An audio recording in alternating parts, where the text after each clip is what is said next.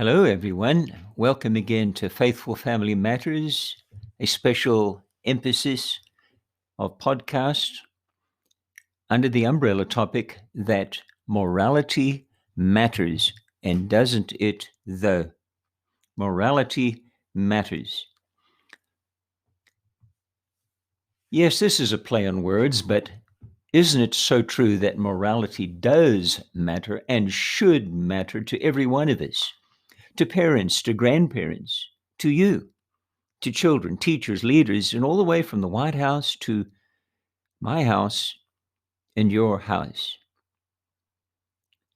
I want to end this whole podcast today with a story about the worst argument, the biggest argument I ever had with a certain lady named my mother. First, I want to begin, as we always do, with a particular passage that is so pertinent to those days in God's Israel family long ago and today. It is this, Judges chapter 21 and verse 25. It reads like this.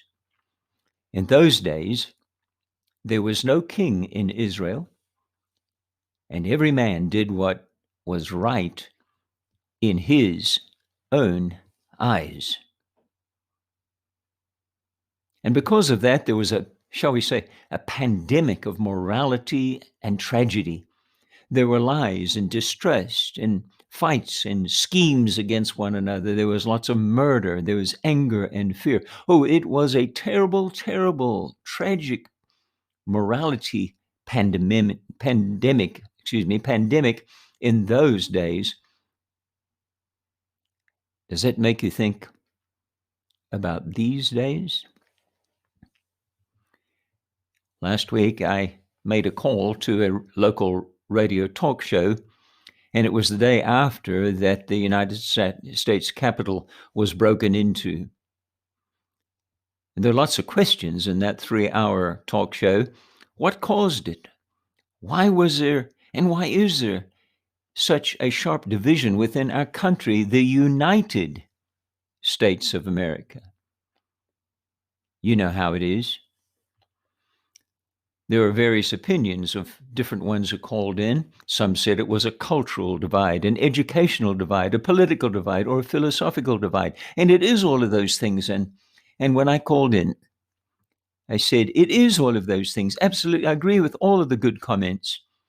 But more than that, when you boil it all down, it is a spiritual divide involving truth issues and honesty issues and the failure of reliability. It makes me think of this word secular.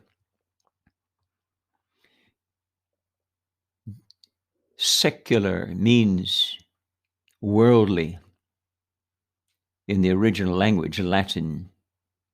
And so it makes me think it's like a seesaw that they put in the park across the street from where I grew up.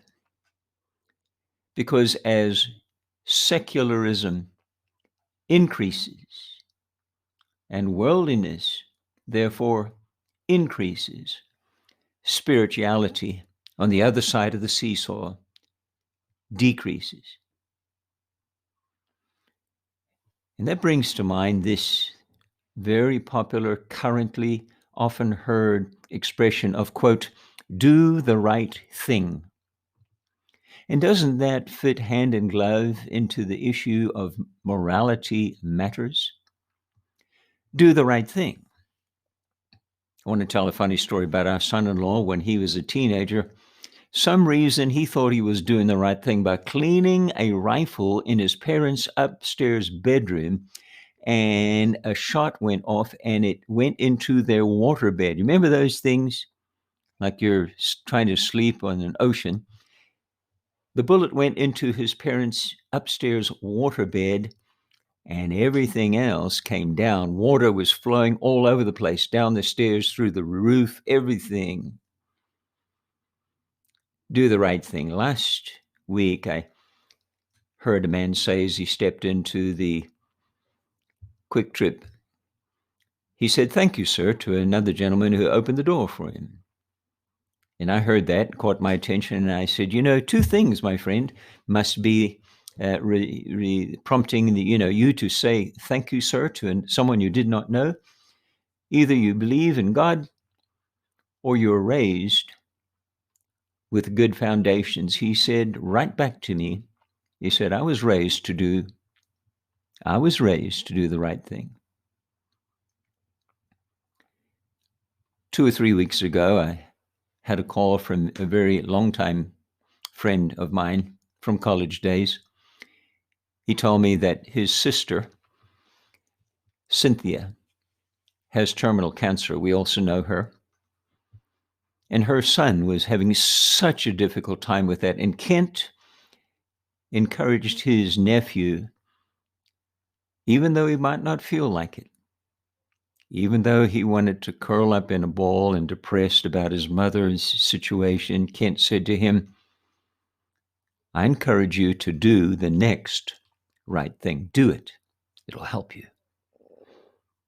Also last week, in a newspaper that we receive entitled The Christian Chronicle, there was a marvelous article by a gentleman named Paul Marcus.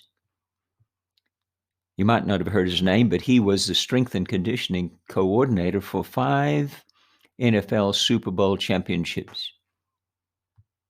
The preacher said at his funeral, he said, he always believed in doing the right thing. I hope you're still with me. I hope this helps you. We're headed to some conclusions here. This is the introduction for this monthly series. And now I want to tell you about someone who really also means a lot to me, Alan Krieger. He started me running. He encouraged me running. He was my first coach 56 years ago. I'm 70 years young now. Thank you very much. Please smile. Uncle Alan, as I called him, he ran the Comrades Marathon in South Africa 12 times, and his number was therefore retired. One time, the 54-mile marathon was on a Wednesday.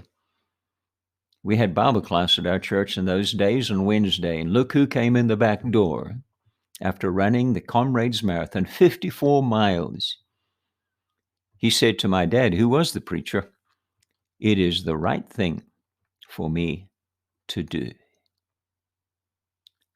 How about this quote from Martin Luther King? We owe him so much. Quote, the time is always right to do what is right. It'd be a good thing to put on your refrigerator. Let your kids see it all the time. You know what I'm saying? But here's the question. How do you know what is the right thing? How do you know? Should everybody just do what is right in their own eyes, like ancient Israel? No. That won't get it. That brings a pandemonium and panic. I believe, what do you believe? I believe that the Bible is that right guide. It is the true guide. It is the direction. It is the map for believing and living to make moralities matter in your family, in mine. So do the right thing, because morality matters. In the next 3 podcasts of this particular month, we'll deal with 3 primary groups in which morality matters. Number 1, morality matters to God, so do the right thing.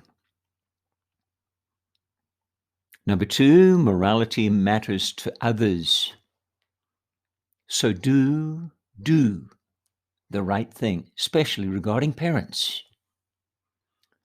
And number 3, morality matters to self.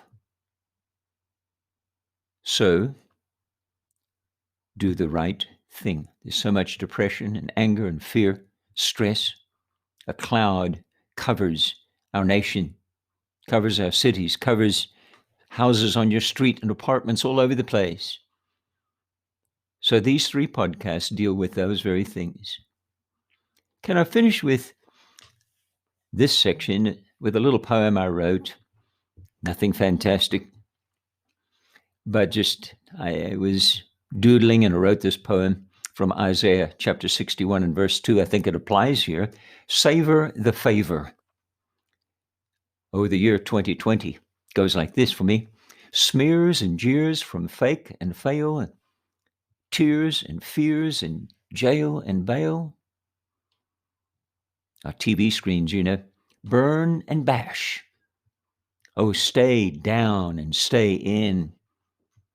Grimace and growl for vaccine win. Assemble not, no, sickness lurks in store. Virus and death and plenty more. But 2021, year of the Lord, to let us know how now, dear Lord, we must grow. We must grow. New, so true, 'tis fresh and free. Savor your favor, Lord, from you to me. Morality matters. So the worst argument I ever had with my mother, and I'm certainly not proud looking back all these decades since that occurred. Our family owned a farm 15, 30 miles, maybe more, out of town in South Africa. It was really out in the bush in those days, no electricity, no paved roads, just gravel. And I love that place. Tell you more about that in other podcasts and stories. But up on the hill, there was a young lady who occasionally would come and visit her grandmother up there. And I sort of liked that situation.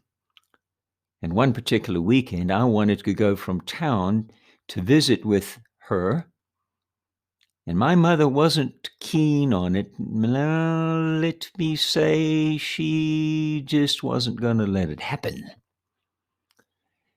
How are you going to get there? We can't go out there this week. How are you going to make it? Well, I said, I can hitchhike. I can ride an African bus. I can find someone from a church who may take me there. Well, that didn't work.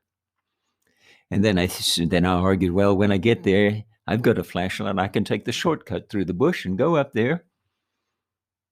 Huge argument. I said, I've made the trip before. I've done it before. My mom said one word. No. We argued 2 or 3 hours back and forth. I would go outside, come back in. I mean, my mother was right, and I was wrong. I did not go. I did not go. Why?